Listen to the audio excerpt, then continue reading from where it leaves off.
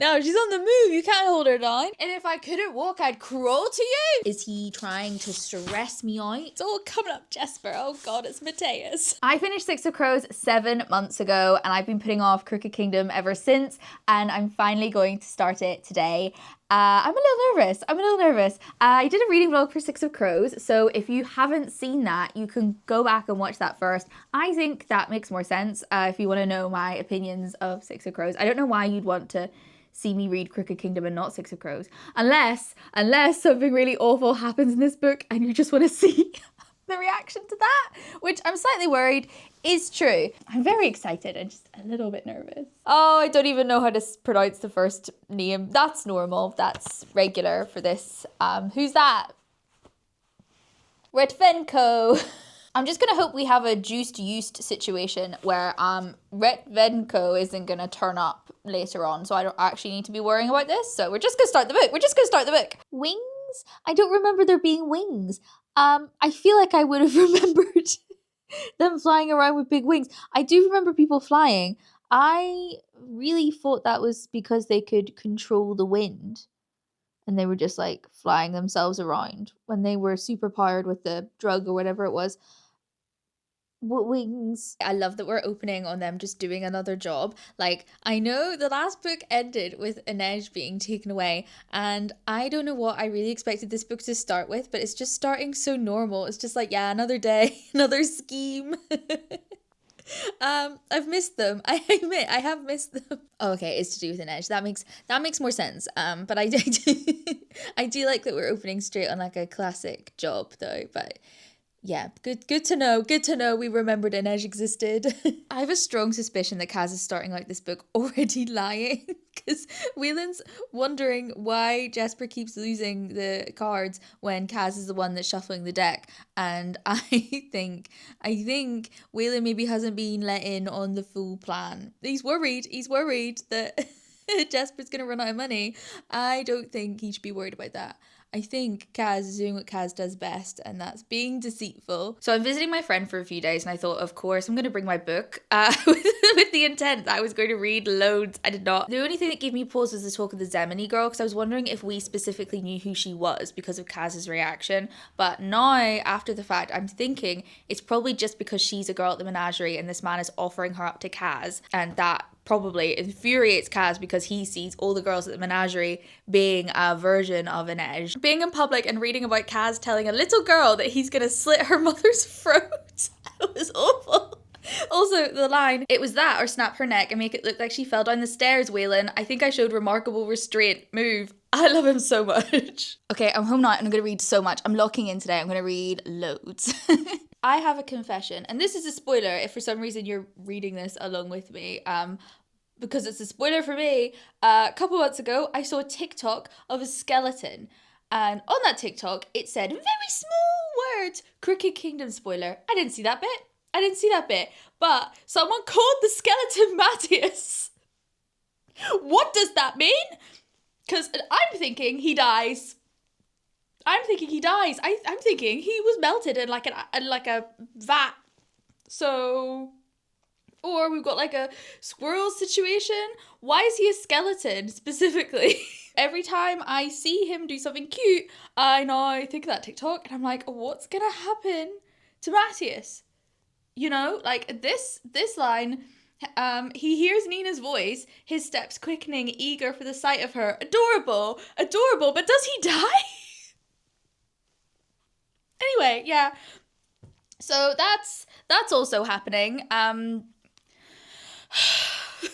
And although this is a YA book, I've always felt like someone was going to die because no mourners, no funerals. And I feel like we're amping up for there to be a funeral at some point. And I fear it's Matthias. Oh God, you know what it is? I love the way this is done. Terry Pratchett also does this really well, where he doesn't like explain the description of something. What he does is he throws like a dialogue in there that draws attention to it first, and I really love it. I really love it when books do it well. And this bit of like Kaz is like talking to the others, he's yelling at the others, and then he just adds it at the end, "Stop gawking like you've never seen a girl in a dress before, Matthias." I will say, Matthias and Nina are a little too happy. I don't know what I wanted, because I can't remember where they left off. But I don't know. I suppose they're going to have to be happy now, because they're not going to be happy later. I love the whole atmosphere that's been building, like them all having to like hide out in this remote place, and then also now learning that the guy who was taking Matisse' place in the prison has been like killed is just I love it. It's because we're quite early in, but I feel really grounded in the world, and that this is like serious, and Matthias should be dead right now, and I just think it's done really well. I'm really pleased, even though I'm upset about possibly what's going to happen. We're starting up again, and Inej is here. No concept of what's going to be happening. I'm excited. I'm nervous for our girl. Immediately we're starting with her on the move. Immediately she's an event. I absolutely expected her to be like tied up somewhere. No, she's on the move. You can't hold her down. If Van Eyck had really done his research, he would have warned Bajan that the wraith did not fall. I'm sorry, Inej, that I ever doubted you. I can't believe also I was just like, yeah, she fell. I'm stupid. Of course she didn't just tumble because she's a little like hungry. I'm silly. I know I said this in the last vlog, but she is again really reminding me of Delilah Bard, like even more so. Like this is such a Delilah thing to be up to. No. So I'm on page 62, and Inej has just climbed out of the vent into the theatre where Van Eyck and his men are waiting for her. They've now put her on a table, and they're going to torture her for information to find out where Kaz's safe house is. And this is my point of being like officially in it. Like I'm in it now. I'm obsessed. I don't know. I always feels like it takes me like a minute to like properly get invested in a book, but this is my point. Page 62. My poor girl, she's just about to be tortured, right? And it says, Inej reached for a place of stillness inside of herself, the place that had allowed her to endure a year at the menagerie, a year of nights marked by pain and humiliation, of days counted in beatings and worse. Go on, she urged, and her voice was steel. I want Inej to get everything she ever wanted. If that means a boat, yeah. If it means a life with Kaz, yeah. If it means a life with Kaz gone, yeah. Anything she wants, she deserves it. They're gonna break her legs, right? And she says, he'll never trade if you break me, she screamed, the words tearing loose from some deep place inside her, her voice raw and undefended. I'll be no use to him anymore. And I genuinely think that she believes that. Yeah. Part 2, A Killing Wind. I think we're going to be seeing some wind benders. I don't know what they're called. Etherilki. Both Inej and Jesper are like reaching for a weapon that they no longer have, and that seems to be like a little bit of a running theme in the beginning of this. Like Jasper's like craving to feel his revolvers in his hands, and he doesn't have them anymore, and he wants that comfort of them. Inej is also reaching and wishing she had her knives when she's like crawling through the vents. I think she's like reminiscing and like wishing she had her knives on her and wondering where they are. And Kaz, we know what Kaz is missing, and but we haven't seen him yet, so we won't get that yet, but I think we will. But I think, yeah, they're all trying to reach for their comfort, which is their weapons, which they all no longer have. Interesting. The precise line is, once again he found himself reaching for his revolvers, longing for the cool, familiar feel of their pearl handles beneath his thumbs. To add to that, it says, Kaz said they'd get them back in good time, but he doubted Kaz would be so calm and collected if someone had swiped his cane. It's not the cane. Kaz's thing isn't the cane, it's Inej. And he is getting them back. Not to compare Inej to an object, but I think Kaz did that first, actually, so I don't feel as bad, don't feel as guilty. I love it when we see the group through other people's eyes for the first time. Like this line of Jesper explaining to his dad that people point guns at each other all the time in the city is so good.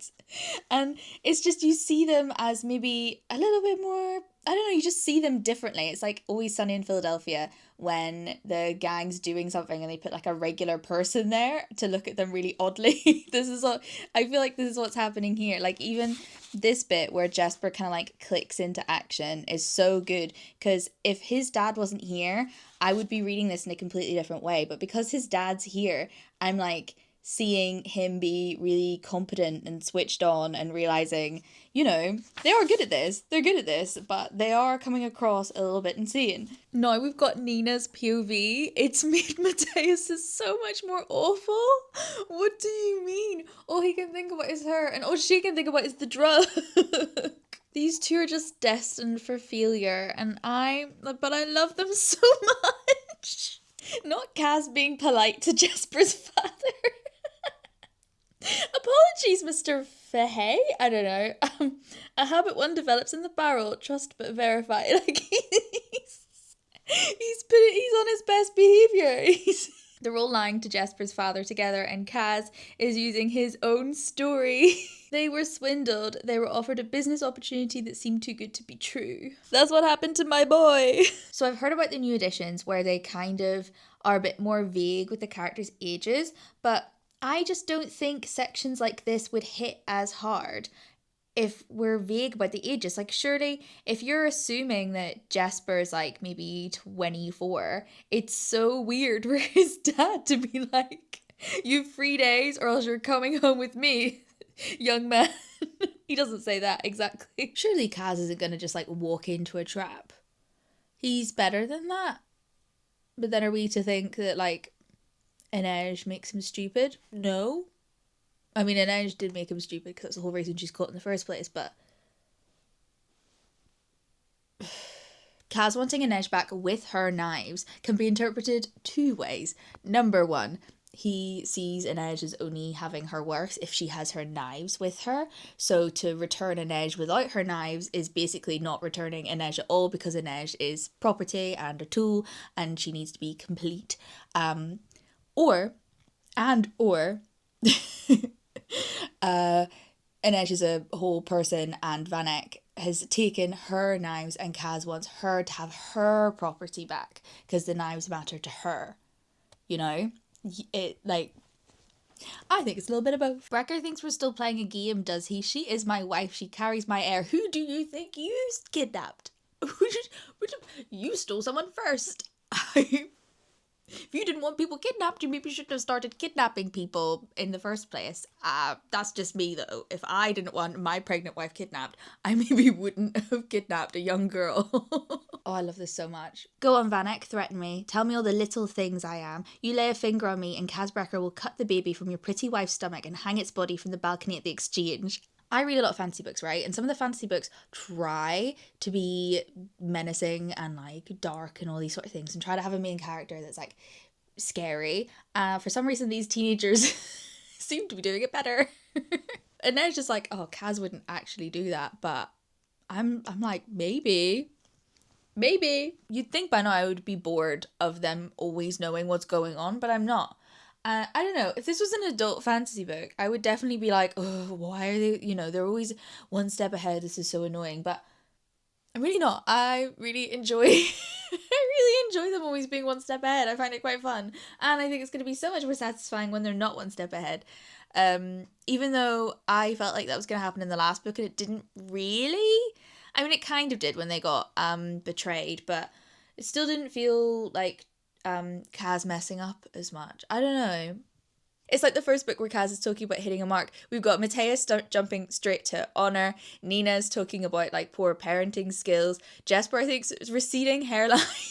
Because, I don't know, I assume Jesper cares more about looks. Nina's thinking more about Waylon and his, quality of life, and Mateus is all about honour, and it's all very like, I am my character and I have these opinions and nothing else. I'm really enjoying like the flashbacks that are happening in these. Like, we've seen what's happening in real time with Inej, but now we're with Mateus, and now Mateus is recalling how they got to that point. Like, it's like You know what it reminds me of? And this might only make sense to a couple of people, but Blades in the Dark, which is like a RPG, like a role-playing game, like D&D. It's like D&D. It's dark. It's dark and gritty. It's not like dragons. But one of the mechanics in Blades in the Dark is that you can do flashbacks. So let's say you're doing a heist in Blades in the Dark and something unexpected happens, like the heist place has dogs. You can be like, oh, I want to do a flashback and say that before we came, I pickpocketed the dog whistle out of the owner's pocket. And then you roll for it, and then that interprets how well that went, or if there's a consequence or something. Feels like this book, and I feel like we're constantly getting like we're getting the main story, and then we're getting like the flashbacks of how the characters have been like sneakily very clever the whole time. I also apologize for the way I say Mateus's name because I can't decide. Okay, I jumped from Mateus to Matthias to Matthias, and I don't know which one it is, and I've looked it up before and it just hasn't stuck, so I just always find myself just saying one at random, which probably doesn't help. I dislike Matthias the most, but that's what it says in my brain. That's what I read Matthias, but I hate it because it kind of sounds like Gracious, or it sounds like an English person mispronouncing something. So Matthias. Anyway, I don't know, I'm sorry, Mateus. In the pronunciation thing, which I'll try and get in focus, I don't know, it's Matthias, I feel like is how that's written. Matthias. Yeah, Tye, I don't know. I'm dyslexic, so if you get mad at me, then you're mad at Waylon. Or Wylan. Kaz thinking he killed the part of himself that was weak because of Inej, but then doing it because he wants to get Inej back is so funny to me.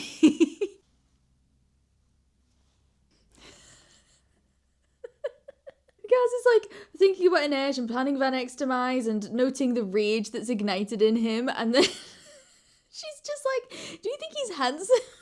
This is what I love about multi-POV books. It says, as Inej passed Vanek, she turned her face to him and murmured something. Vanek's lips pinched. I think it's so much more impactful to just see it from someone else's eyes instead of like seeing that from Inej's point of view. Yeah, it just feels more menacing and mysterious. Your knives. Not nice to see you, Inej. Are you okay? Like, are you poisoned? Are you gonna die in a minute? No, just your knives. I love this whole section with the explosions going off. It's so good and so fun. I just love a bit of action in a book. It's great to me. I'm glad Jesper is just as confused about the wings as I was. Wings?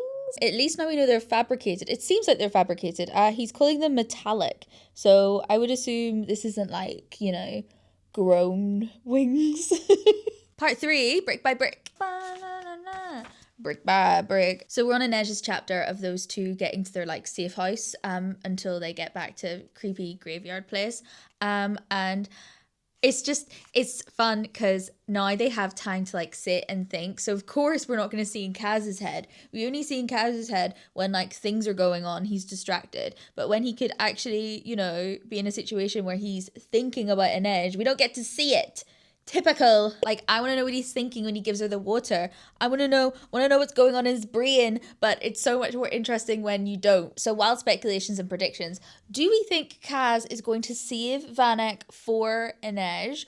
Or do you think he's going to like preserve her soul by taking care of Vanek himself? Because of all her saint stuff. I don't know. It might be neither. I love it. Kaz didn't look away when he said, "Did he hurt you?" I love tropey nonsense. I love it. She let her fingers drift to the place where the mallet had brushed her leg, saw Kaz's eyes track the movement, stopped. She folded her hands in her lap, shook her head. No, he didn't hurt me. I love it. I just love Kaz and Inej so much. I love them so much. And I fear that now I suspect that Mateus is going to die. I'm like... I'm getting too invested in Kaz and Inej because I feel like that might be a safer bet to get invested in. So this might be actually setting me up for something worse. And then reuniting with the whole crew is just, it's adorable. It's so adorable. I bet Kaz is jealous. It's just so cute. And they're all welcoming her back and hugging her. Oh, she gets a biscuit. They did the thing again. Guns for Jesper, ships for Inej, bombs for Waylon, political bribes for Nina. Matthias, nothing for Matthias. Then Kaz tells them the real thing. We have a plot. We finally have a plot. I know what's going on. We're doing another heist. I'm very excited. I think it's always great. They have absolutely outlined way too much of it. So something is going to go wrong. Of course something's going to go wrong. It's a book. But you know what I mean? Something in this big old plan is going to go wrong. I love this whole thing of Inej being like, I don't need a net. And Kaz being like, you're having a net. Because now Kaz is actually probably worried for her life. Also, Jesper's going like all in on his flirting with Waylon, which is great. It's great. I really feel like it would mess up my brain if I was like flirting with someone. We had like a little like flirty relationship and then they completely changed faces. I just don't know how my brain could do it. It just doesn't feel right that they look like someone else. You know, it's like that Chloe Gong book where they like are always like swapping bodies and being in different bodies, and I just I don't know how you could just jump right into being like, oh yeah, it's you, it's not you, this is a different man in front of me, but I still love you. Do I not understand love? We're currently talking to Haskell and he's saying he wants Inej back for like regular work stuff, and like Kaz says, understood, sir, and as soon as I find her I'll let her know. And he goes, she's right, she was right here. It's just, it's like a cartoon, isn't it? It's just anyway, the more important thing is that Haskell's like, oh, if you, first of all, he said if you look at the name on the thing you'll see that she's mine or something. Hang on. This is it. Haskell says, you'll see my name at the top of her contract, and that means I say where she goes. Which is, you know, this whole time Kaz has kind of been referring to Inej as like an asset and things like that. But further down, when he's like mad that Inej has like run away, Haskell says, you bring her back here right now. Kaz shrugged, you think I can climb these walls? Haskell says, this is my gang breaker, she doesn't belong to you. And Kaz says, she doesn't belong to anyone. Thank God. Like, I did just need to have him say it for like a second. Like, there was too much ownership going on of my wraith and asset and my investment and mine. So I'm pleased. He loves her. Kaz is a nightmare, and if this was a different book, I might have been annoyed at how much this is drawn out, but I love it. I love it so much. This whole bit is so good. I'm having so much fun. Context, hang on. Kaz finally asks Inej, like, you know, did what's his face hurt you? Tell me the truth. And then she tells him that he broke her legs, and then like stuff like, you know, favorite lines are, he couldn't walk the line between the decency she deserved and the violence this path demanded.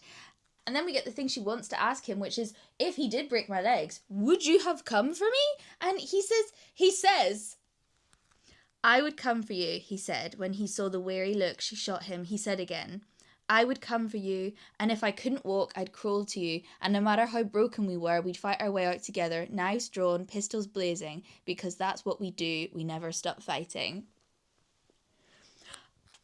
I would come for you, and if I couldn't walk, I'd crawl to you. I'm having so much fun. This is great. I'm having a great time, and I know I'm gonna feel differently soon. It's gonna be awful. You know, was the mysterious thing that killed that guy at the lake house, it kind of presented itself as a little bit like air, because it like was it dust or something? Flew it in my head, it was air. And when they're having this conversation, we get talk of the willows whispered, a slight gossiping sound, which is, you know, air, like there's wind blowing through the wind in the willows. So then it says, they returned to the tomb in silence, the willows murmured on. Do we maybe think that someone is listening in? Or am I reading way too much into this young adult book? In my head, that's a clue, that someone's listening. Why it would be a clue, I don't really know. But That's what I'm going with. Anyway, Nina. This whole segment of Nina Mateus is so fun. This whole bit, all of it, just the entire conversation. I love how stupid Mateus looks from Nina's point of view. It's so cute. And just, oh, they're cute. They're just so cute and stupid and silly. I love a silly couple. I feel like I haven't been reading about silly couples in ages. I don't know if that was in focus or not, but I love them. I'm just so upset about their doomed fate. A trap? I wasn't expecting a trap. Am I stupid? From the edges of her consciousness, she sensed something else, a different kind of awareness, a pocket of cold in a deep lake, a bracing shock that seemed to wake her cells. What is this? What could this be? Just like a different level of power? I don't know. It's, for some reason, I'm getting Darker Shades of Magic flashbacks in, like, you know how they can, like, control all the elements? Because she's, like, thrown the bones. Now all I can think about is in the Shades of Magic universe, it's, like, it's fire, air, water, earth? Blood? I can't remember. One of them is bone, and the bone one is illegal because of, like, how it can manipulate people.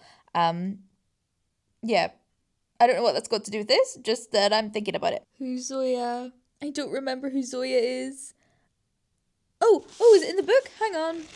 I'm assuming Zoya is who Nina was on her mission with originally. I don't know what any of those words mean. This is Zoya. That would be very helpful if I knew what any of those words meant. I'm sad that Vanek tried to kill Waylon, but also I'm not surprised at all. Something about Waylon getting that, like, sheet of paper as his enrollment was my click of being like, oh, he's not going to school. Something about, I was like, that paper says nothing. That paper got nothing on it. I feel bad for him. My latest crazy prediction is, what if Waylon's mother's alive?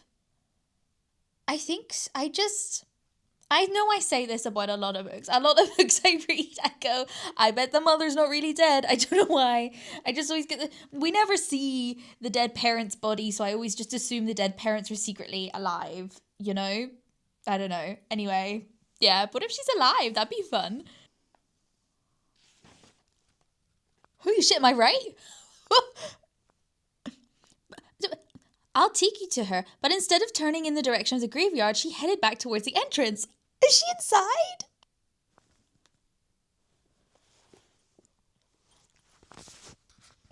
I'm alive. I am alive. She's alive. She's alive and unwell, is my guess, because fucking the man, he doesn't know how to look after people. As he did the same to his son, did the same to his wife, you know, once they get sick, you just ship them away and get rid of them. Oh no, and she's not gonna... Oh shit, I just remembered. Waylon doesn't look like Waylon.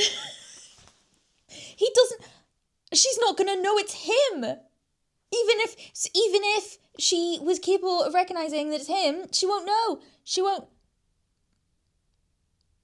know it's him. Oh, this is awful. Oh no. This happened because your father is a lunatic dressed in a quality suit is a great line. It's good. I love it. They're using words that I feel like I should have learned in the other series that I refuse to read. I know from sad edits that the Darkling is someone. Hang on. So the Darkling is a guy and he's in love with the Sun Summoner. The problem is, all of my knowledge that I've absorbed through just, like, being in a fandom space is that this isn't plot relevant at all. It's just that the Darkling is someone who's, like, the main romantic lead, right? I feel like the Darkling is, like, patient zero for the shadow daddy problem that has been happening in romantasy. I fucking love him. You are not a soldier to command, so why do I feel like finding a corner to sob in? This is a round room, there are no corners. Why is it so funny to me? It shouldn't be this funny. Well, I hate that. Chekhov's, like, nightlock pill. He can't be called Kuwei, surely. Hang on. Kuwei. That makes more sense. I absolutely think this isn't Kuwei. I think it's Wayland. Just something about the fact that Jesper's getting the feeling that Kuwei's not understanding on purpose and is playing dumb just to like watch Jesper struggle. I think it's Wayland. I think it's Wayland playing a trick. Could you repeat the last part? Kuwei said now, leaning in a little too close. That's Wayland. That's gotta be Wayland. Okay, it's not. That's fine. Whatever.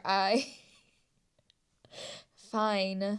Also, it's really cute. Why do you keep staring at him? Kuwei said. I look just like him. You could look at me. I'm not staring at him, protested Jesper. Absolutely adore the wanted poster competition. That's so much fun. It's so stupid. Also, something's going on in the Six of Crows fandom at the moment, which is driving me mad. Because obviously, I'm avoiding every post I see just in case it spoils this book, even if it's like Six of Crows, because people say Six of Crows and then they spoil Crooked Kingdom. Anyway, something's going on. I think it's a letter, and I desperately want to read it. But obviously it's probably a letter that's written after this book.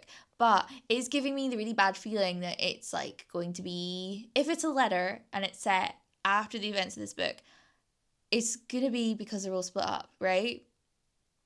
I think so, and I don't want them all to split up. It's really yeah. Anyway, so yeah, right now they're talking about their plans. After where they're all gonna go, and it just made me think of the letter I can't read.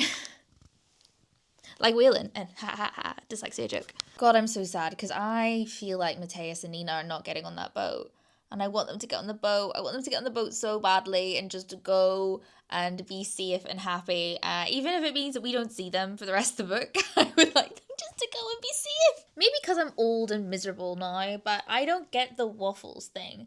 I know this book is old, but it's not even like, it's just that it stands out.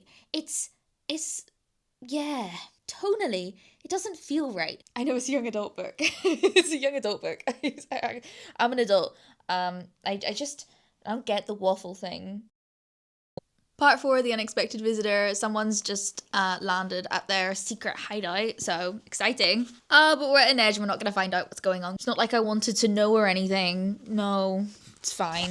Also, poor Jesper. His backstory is so sad.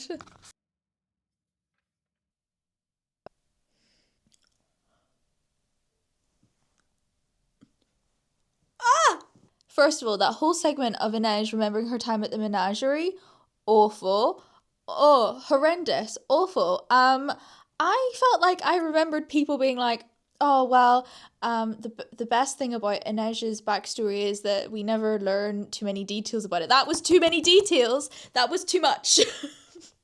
It was a lot. She's a child. She's a baby. Oh, it's horrible. Anyway, who's up? Who's up here? Who's up in the silo? Who's taking her? I don't know. Yeah. God, that was awful. Did anyone else's dad teach them how to pick locks when they were younger, or was that just me? The key is you've got to like hold the top of the lock and you got to twist the numbers until you feel a difference. So every time I read about lock picking, I'm like, me, I too am a lock picker, a master at the craft. I'm not. I love Kaz being like a motivational speaker for people with disabilities. I don't know why. It's just, it's not what you expect, really, is it? You're not weak because you can't read. You're weak because you're afraid of people seeing your weakness. You're letting shame decide who you are. Do we think this could maybe be applied to Kaz and Inej? Do we think maybe Kaz should take his own advice and possibly just grow up and tell Inej how he feels in a normal way? That whole section of Jesper, Matthias and Kuwei escaping, so much fun. So much fun. I love it. Again, I love it when they're like settled into their roles and they do good at what they do, That was definitely like Matthias like owning his stuff again. I loved it. I am slightly worried about him making plans for the future. That does stress me out a little bit. But it's fine. Living in denial that I know that he dies, because maybe he doesn't. I don't know for sure.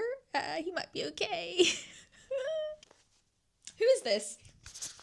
Excuse me, who the fuck is this? All right, how many stars can you lodge in a single person? I feel like this is too many stars.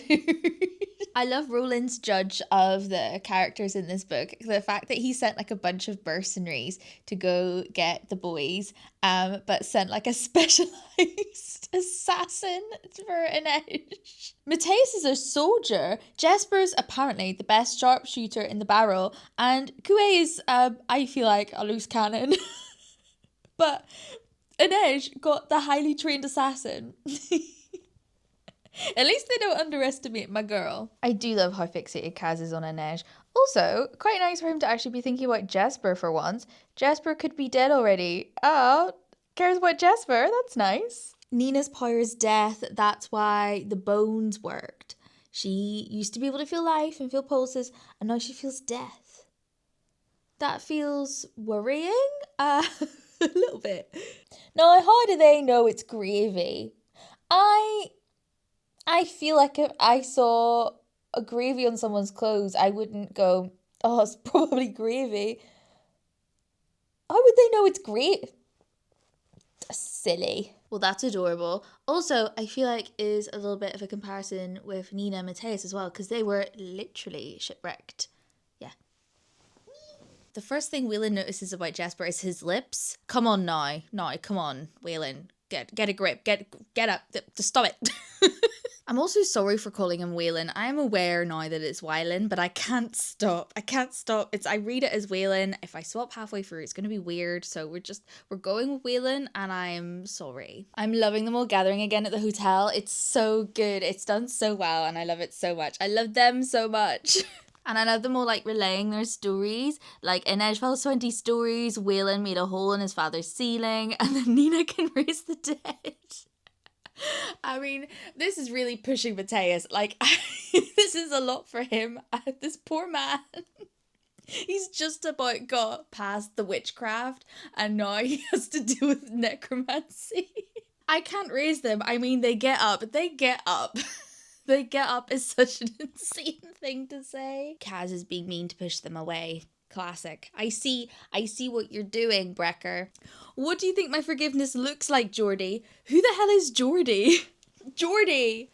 God, this poor traumatized boy. Either the slip-up happened because Kaz is trying to get Jesper and all the others to safety, so he's seeing them as Geordie, or him listing all of the things that Jesper's done to like harm the group, like losing the father's farm, Inej getting stabbed when they almost died. That's also making Kaz think of Geordie. Anyway, it's awful. I loved that whole fight and them all telling on each other. That was great. It was so good. Part 5, Kings and Queens. Who's that? Dunno. Oh, there are actual kings and queens in this world, aren't they? Something's happening.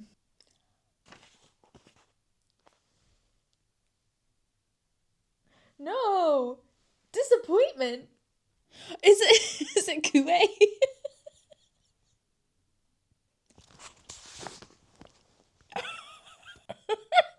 I was right. I knew one of these times I had to... At some point, it had to be the wrong one. Okay. I love the drama. I'm having so much fun. They're not even exactly identical. Like, that's so much worse. At least when I was thinking it was a clone, it was a little bit better. But that's just like kissing the wrong twin. Ugh. Hang on, I need to go back. The real Waylon never would have been like, yeah, let's leave. I'm stupid. Oh, it's Mateus next. I was hoping it with Waylon. Again with the waffles, my god. If Kaz doesn't stop saying the trade is sacred and protected by law, I'm gonna read through this book, find his cane and hit him with it. He spent all of his money on Inej's contract.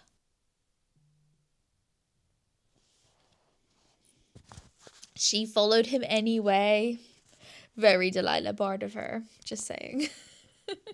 Milo grabbed the knife to pry it free, but Kaz was already moving, and Inej saw he had 2 rusty nails tucked between his fingers like claws. He'd somehow plucked them from one of the axe handles. He shot upward and jabbed the nails into Milo's throat, embedding them in his windpipe.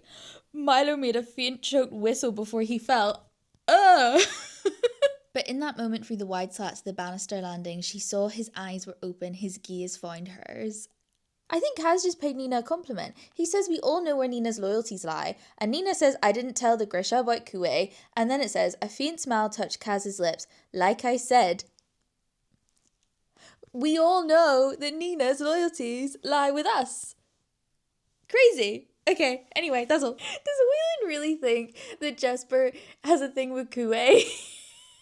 Kuwei was sitting at the piano. It was an understandable mistake. It's not. It's not. That's an insane thing to say. Just anyone who remotely looks. We're nothing alike. He's not even good at science, which is just such a funny thing to like be nitpicky about. Like that's the main difference, that Kuwei's not really good at science and you are. Whelan's moving past the I thought it was you bit very quickly, far too quickly. Jesper's like, I didn't mean to kiss Kuwei, I thought it was you.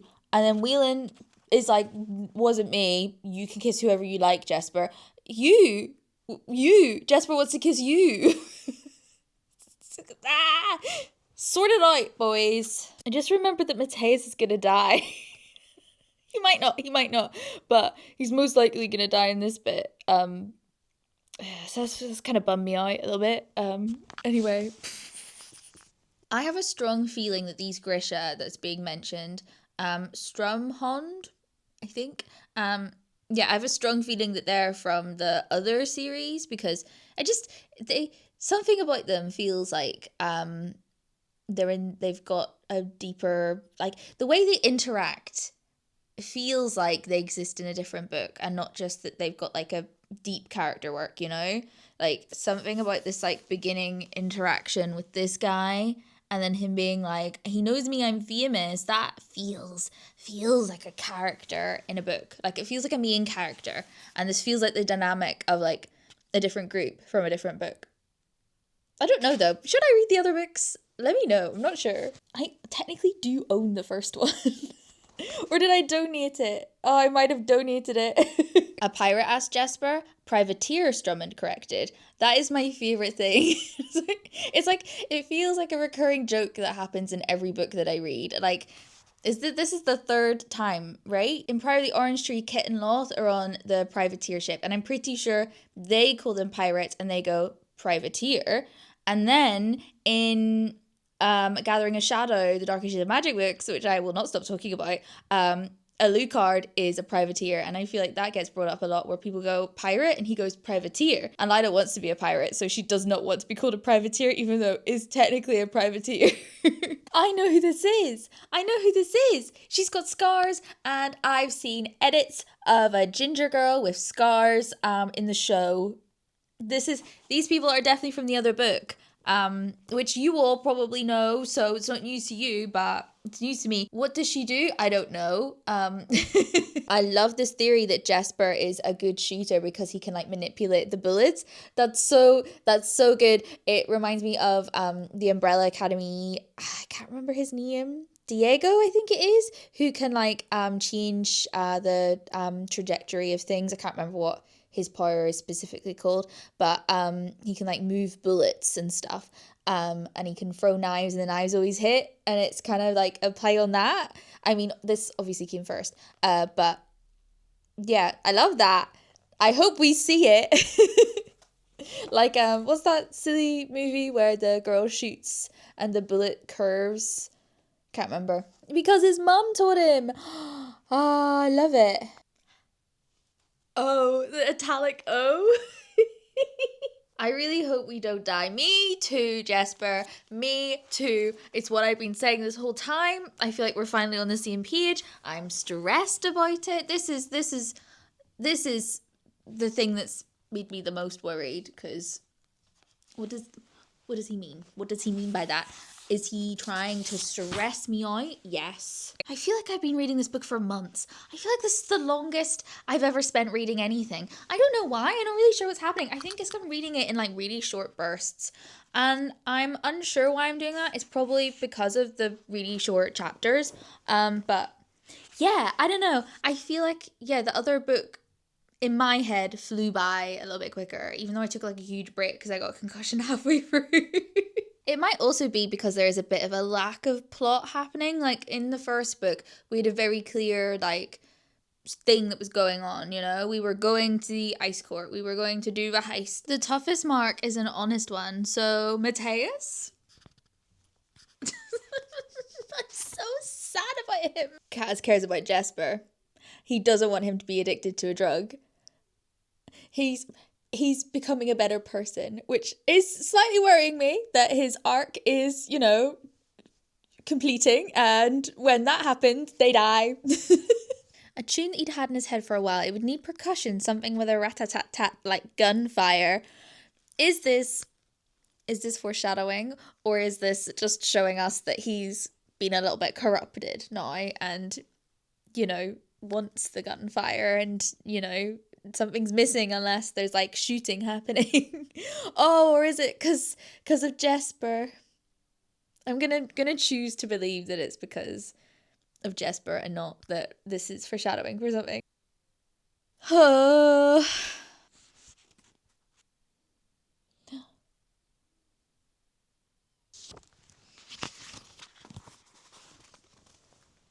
Part 6, the last part, action echo. I'm stressed. I am a little stressed. Like, we've got Inej being attacked by that assassin. Wayland's tied up, held hostage somewhere. All their plans have been spoiled because of Wayland. What else? Something else bad is happening. The Tide people have turned up, so that's gonna ruin whatever Kaz had in his head. Mateus is still alive. And I don't think he's gonna be for long. Yeah, that's all. Jesper seems to be doing all right, though, so it's all coming up Jesper. Oh, God, it's Matthias. No. Hang on, okay.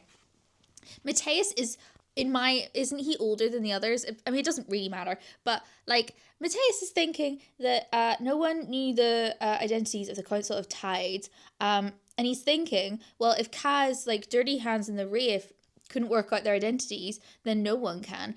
Dirty Hands and the Wraith are children. Kaz and Inej weren't even born the last time the Council of Tides were about publicly. I wouldn't be like, oh, well, if those two don't know who they are, no one does. It's like, maybe they aren't old enough. Maybe there's probably a 60-year-old around who's like, oh, I remember them. My friend's mate's brother knew them, and so was so-and-so. It just occurred to me that Kaz might have got Wayland caught on purpose. No, I don't think so. I'm on page 445, like halfway down, and I'm just now, thinking, did Kaz do this on purpose? He left a type in. His type in? No, my type in. This is actually better than I thought. Wayland was in on the scheme. I just assumed that Kaz had Wayland kidnapped and tortured, regularly, but he's growing. I feel like book 1 Kaz would have had Wayland kidnapped and tortured and just assumed that Wayland would give up the info eventually, but no, he let him know. And he had his guys do it. I do love the drama of it. I love the drama of it. It's no heist. Honestly, my main reason for not wanting to finish this book is because when I finish this book, Matthias dies. And I feel pretty positive about it now. I don't feel positive about his death.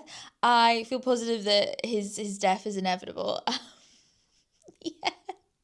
And I imagine some people will be disappointed that I've spent this whole book worrying and knowing, because they wanted me to have my heart broken and be horrified and shocked.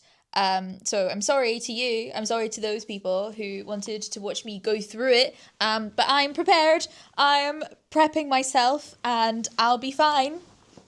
I've accepted it. My prediction for what I think this assassin girl's weakness is going to be, like Kaz told Inej, find her weakness.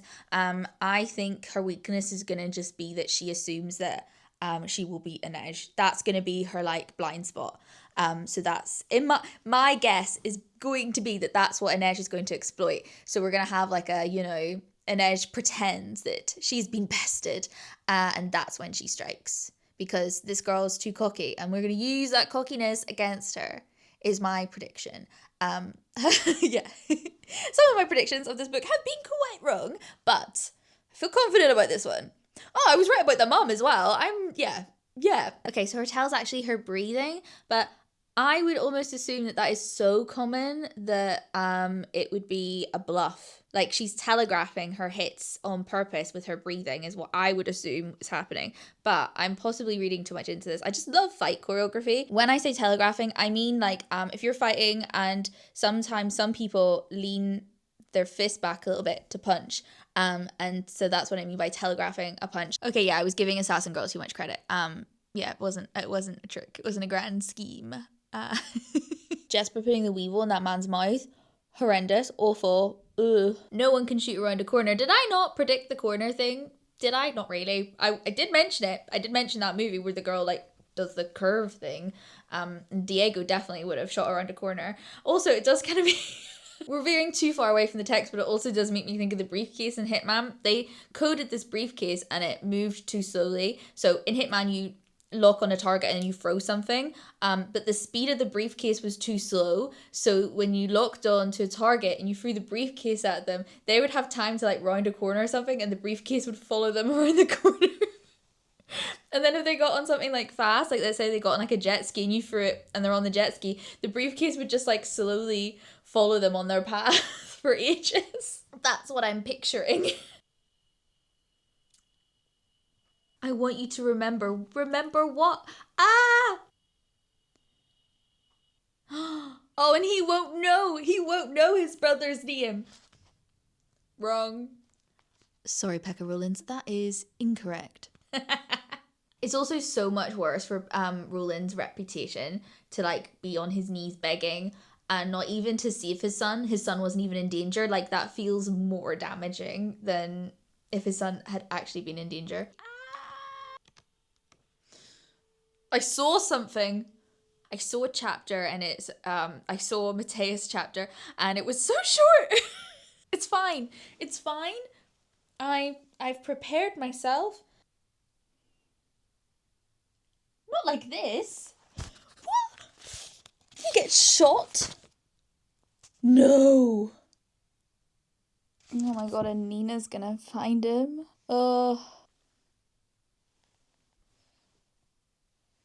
What? Is this because he's dead and she has like dead powers? Is this his ghost? He's dying and he's come to see her again. Fuck. It's like the first book. Mateus was dreaming again, dreaming of her, his hands around her throat.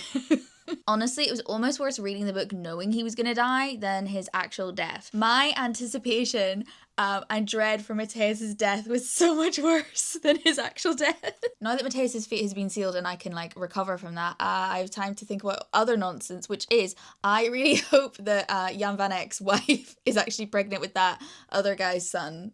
I think that would be great. I don't know why I'm saying son. They're saying son, aren't they? But there's no proof. Whelan, don't be sorry for her. This is the best thing that's ever happened to her. If this man gets arrested, she's free. Surely this is the best possible outcome, apart from the loss of all the money.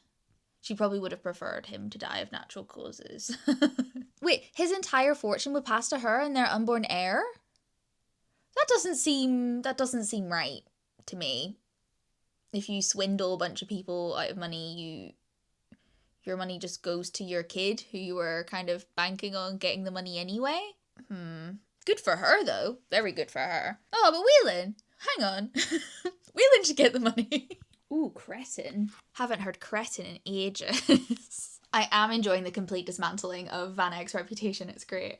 Just him calling his son an idiot in front of everyone. I can read to him. I love Jesper. I love both of them. They're great. You're walking away from middling kids. Oh, none of them know Mateus is dead yet. Oh no. Oh, this fucking book. Like, they hold off so much. Anyway, it wasn't the Council of Tides, it was the Grisha refugees, of course. That makes sense, because Grisha can also do things that the Council of Tide can do. I just feel constantly duped. Whelan got his mum back. Ridiculous that Kaz and Inej are just sneaking into each other's places and leaving notes. Just talk to each other like normal people. There's no reason There is no reason that they can't just have a conversation. Why they insist on breaking into each other's places and leaving notes is beyond me. It's ridiculous. Tell Jesper he's missed around the slat. Just tell him yourself. My God. He's got her a ship. His hand was in her hand. She felt his knuckles slide against her. Then his hand was in her hand. His palm was pressed against her own. A tremor moved through him. Slowly he let their fingers entwine. Stop! He found her parents. He was always going to find her parents. And now he's going to meet them. And he wants to know his tie is straight. I love them so much. Pekka? Oh God, is Kaz going to go kill him? No. It's an Ash. Done. Final thoughts, I really liked it. I do think I liked Six of Crows better, but I do think it is just enjoying a heist and like a very tight like mission. But this was a lot of fun. I feel like this is going to be the type of book where I'll really grow to appreciate it if I do rereads because of how much like character stuff is in this, and yeah, but I did really enjoy it. I feel like I had a better time once Mateus died. I wish I didn't know, but I can't undo that. So that's just the reading experience that I got, was knowing. So I'll never know how I would have felt about this book without knowing that. And you know what else I can do? I can watch all the TikToks that I saved that I suspected were about Six of Crows. Anyway, thanks for joining me. This took me a whole month to read, I think. I don't know why, I don't know how, so this will be a lot. But yeah, thanks for watching. Stick around for the next one. I don't know what I'm reading next. I'll maybe put a poll out or something. Or it'll just be whatever I fancy. Yeah, okay. Bye!